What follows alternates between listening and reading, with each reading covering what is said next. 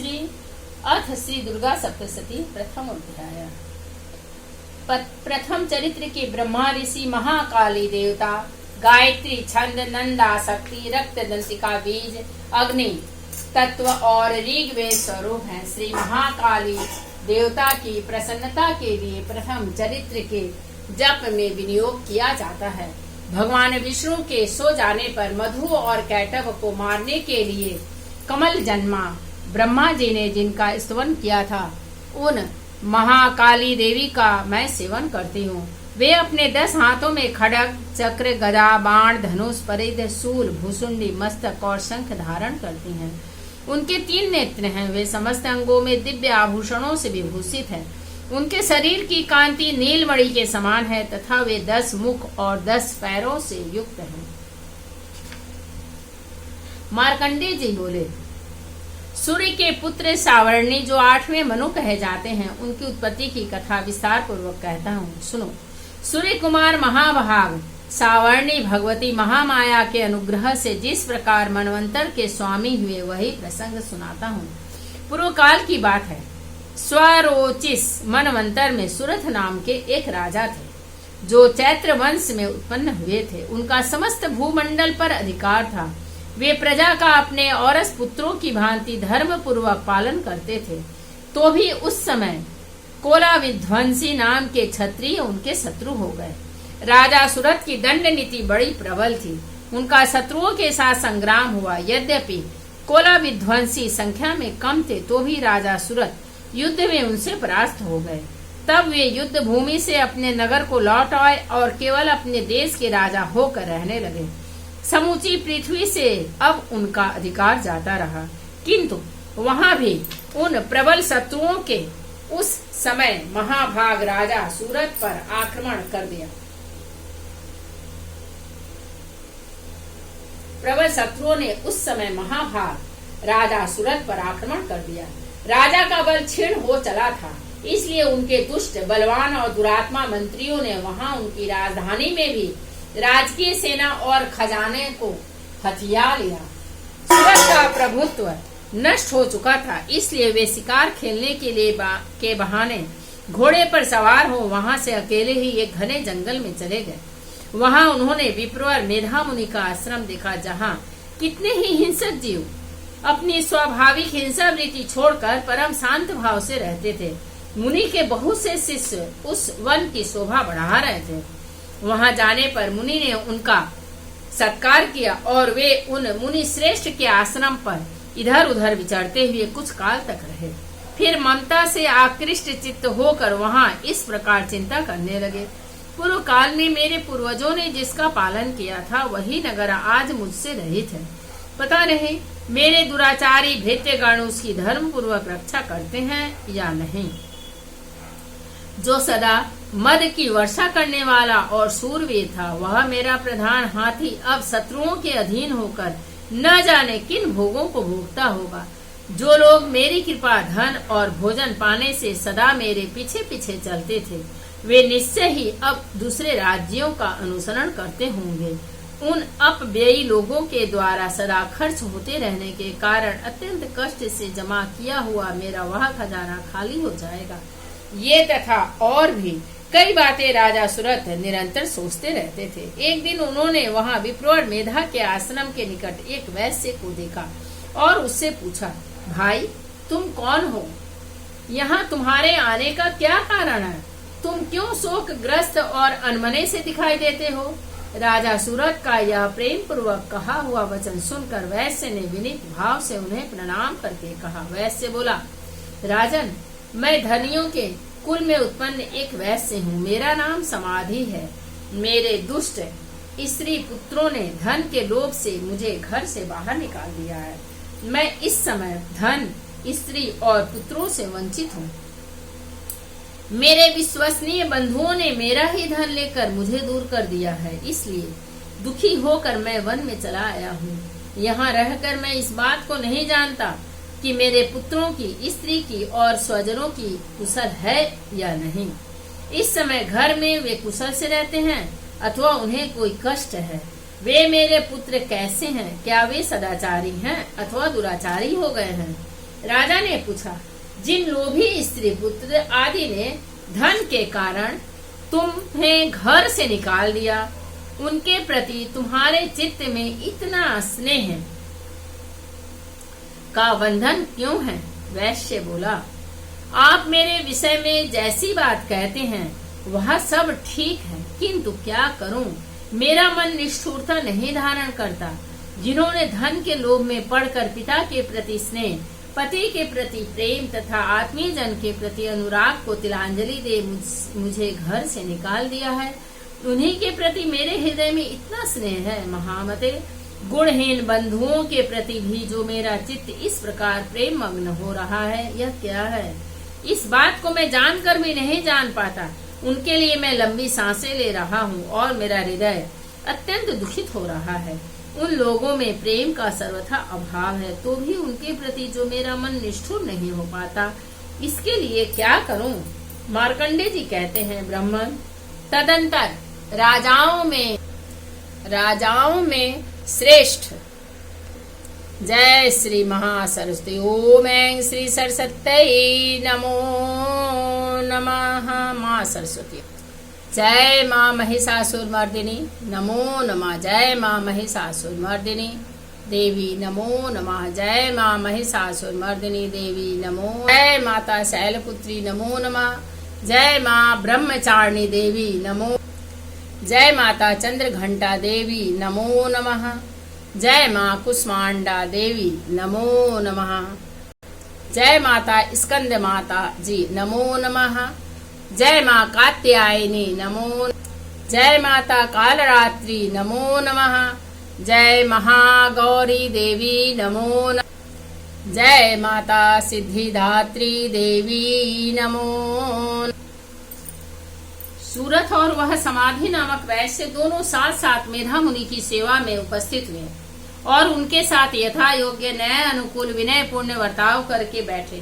तत्पश्चात वैश्य और राजा ने कुछ वार्तालाप आरंभ किया। राजा ने कहा, भगवान, मैं आपसे एक बात पूछना चाहता हूँ, उसे बताइए। मेरा चित्त अपने अधीन न होने के कारण वह बात मेरे मन को बहुत दुख देती है। जो राज्य मेरे हाथ से चला गया है, उसमें और उसके संपूर्ण अंगों में मेरी ममता बनी हुई है।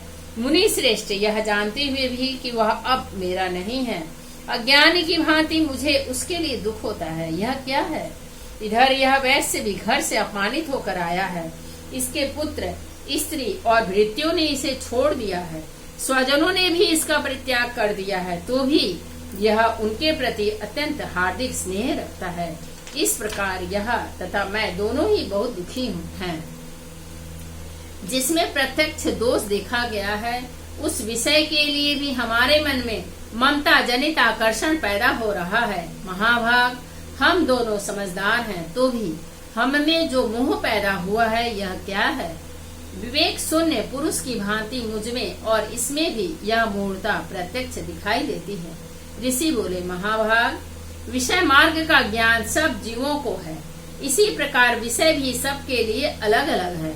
कुछ प्राणी दिन में नहीं देखते और दूसरे रात में नहीं देखते, तथा कुछ जीव ऐसे हैं जो दिन और रात्रि में भी बराबर ही देखते हैं। यह ठीक है कि मनुष्य समझदार होते हैं, किंतु केवल वे ही ऐसे नहीं होते। पशु, पक्षी और मृग आदि सभी प्राणी समझदार होते हैं।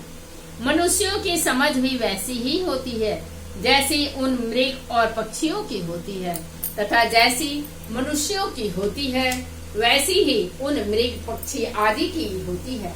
यहाँ तथा अन्य बातों भी प्रायः दोनों में समान ही है। समझ होने पर भी इन पक्षियों को तो देखो, वे स्वयं भूख से पीड़ित होते हुए भी मोहवश बच्चों की चोट में कितने चाव से अन्न के दाने डाल रहे हैं।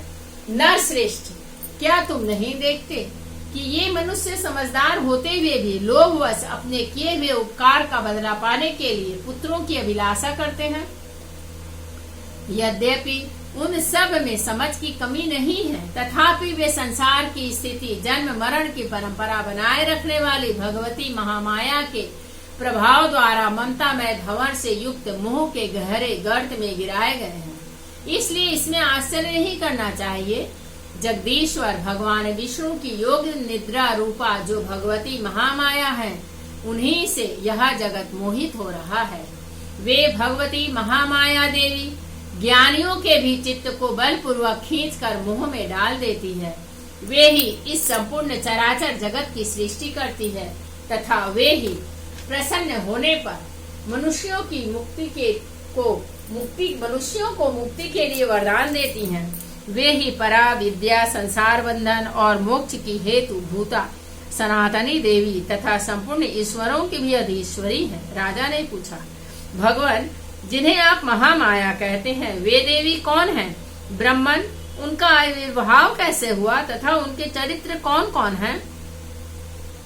ब्रह्म वेत्ताओं में श्रेष्ठ महर्षि उन देवी का जैसा प्रभाव हो, जैसा स्वरूप हो और जिस प्रकार प्रादुर्भाव हुआ हो, वह सब मैं आपके मुख से सुनना चाहता हूँ।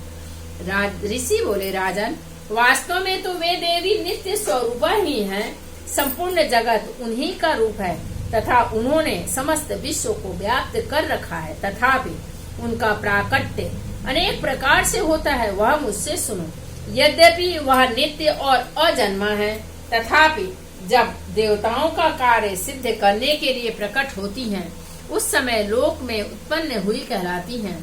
कल्प के अंत में जब संपूर्ण जगत एकार्णव में निमग्न हो रहा था और सबके प्रभु भगवान विष्णु शेषनाग की सैया बिछाकर योग निद्रा का आश्रय ले सो रहे थे, उस समय उनके कानों के मैल से दो भयंकर असुर उत्पन्न हुए, जो मधु और कैटभ के नाम से विख्यात थे। वे दोनों ब्रह्मा जी का वध करने को तैयार हो गए।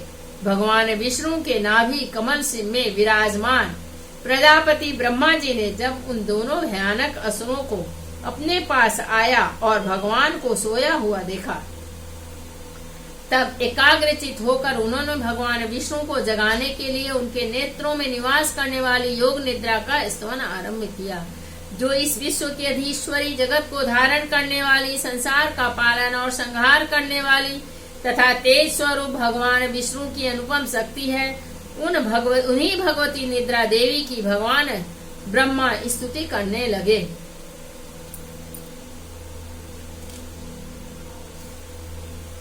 ब्रह्मा जी ने कहा, देवी, तुम्ही स्वाहा, तुम्ही स्वधा और तुम्ही वष्टकार हो। स्वर भी तुम्हारे ही स्वरूप हैं। तुम्ही जीवन दायिनी सुधा हो। नित्य अक्षर प्रणव में अकार, उकार, मकार इन तीन मात्राओं के रूप में तुम्हें स्थित हो तथा इन तीन मात्राओं के अतिरिक्त जो बिंदु रूपा नित्य अर्ध मात्रा है, जिसका विशेष रूप से उच्चारण नहीं किया जा सकता, वह भी तुम ही हो। देवी, तुम ही संध्या, सावित्री तथा परम जननी हो। देवी, तुम ही इस विश्व ब्रह्मांड को धारण करती हो। तुम में से ही इस जागृत जगत की सृष्टि होती है। तुम ही से इसका पालन होता है और सदा तुम ही कल्प के अंत में सबको अपना ग्रास बना लेती हो। जगन्मयी देवी, इस जगत की उत्पत्ति के समय तुम सृष्टि रूपा हो, पालन काल में स्थिति रूपा हो तथा कल्पांत के समय संहार रूप धारण करने वाली हो। तुम ही महाविद्या, महामाया, महामेधा, महास्मृति, महामोह रूपा, महादेवी और महासुरी हो। तुम ही तीनों गुणों को उत्पन्न करने वाली सबकी प्रकृति हो। भयंकर काल रात्रि, महारात्रि और मोह रात्रि भी तुम ही हो। तुम ही श्री, तुम ही ईश्वरी, तुम ही रिंग और तुम ही बोध स्वरूपा बुद्धि हो। लज्जा, पुष्टि, तुष्टि, शांति और क्षमा भी तुम ही हो। तुम खड्ग धारणी, शूल धारणी, घोर रूपा तथा गदा, चक्र, शंख और धनुष धारण करने वाली हो। बाण, भुषुंडी और परे ये भी तुम्हारे अस्त्र हैं। तुम सौम्य और सौम्यतर हो। इतना ही नहीं, जितने भी सौम्य एवं सुंदर पदार्थ हैं, उन सब की अपेक्षा तुम अत्यधिक सुंदरी हो। पर और अपर सबके परे रहने वाली परमेश्वरी तुम ही हो। सर्व स्वरूपे देवी, कहीं भी सत असत रूप जो कुछ वस्तुएं हैं, उन सब की जो शक्ति है वह तुम ही हो।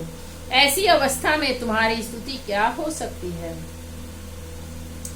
जो इस जगत की सृष्टि, पालन और संहार करते हैं, उन भगवान को भी जब तुमने निद्रा के अधीन कर दिया है, तब तुम्हारी स्तुति करने में यहाँ कौन समर्थ हो सकता है? मुझको, भगवान शंकर को तथा भगवान विष्णु को भी तुमने ही शरीर धारण कराया है, अतः तुम्हारी स्तुति करने की शक्ति किसमें है? देवी, तुम तो अपने इन उदार प्रभावों से ही प्रशंसित हो। ये जो दोनों दूरघर्ष असुर मधु और कैटभ हैं, इनको मुंह में डाल दो और जगदीश्वर भगवान विष्णु को शीघ्र ही जगा दो। साथ ही इनके भीतर इन दोनों महान असुरों को मार डालने की बुद्धि उत्पन्न कर दो। ऋषि कहते हैं, राजन, जब ब्रह्मा जी ने वहां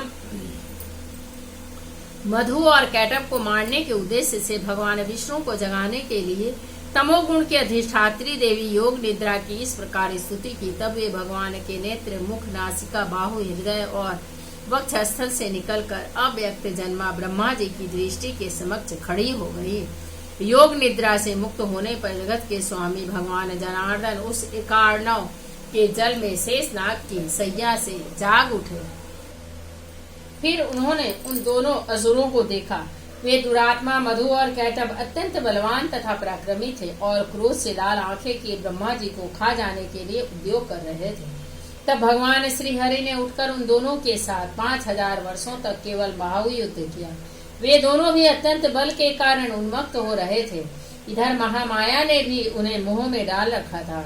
इसलिए वे भगवान विष्णु से कहने लगे, हम तुम्हारी वीरता से संतुष्ट हैं, तुम हम लोगों से कोई वर मांगो।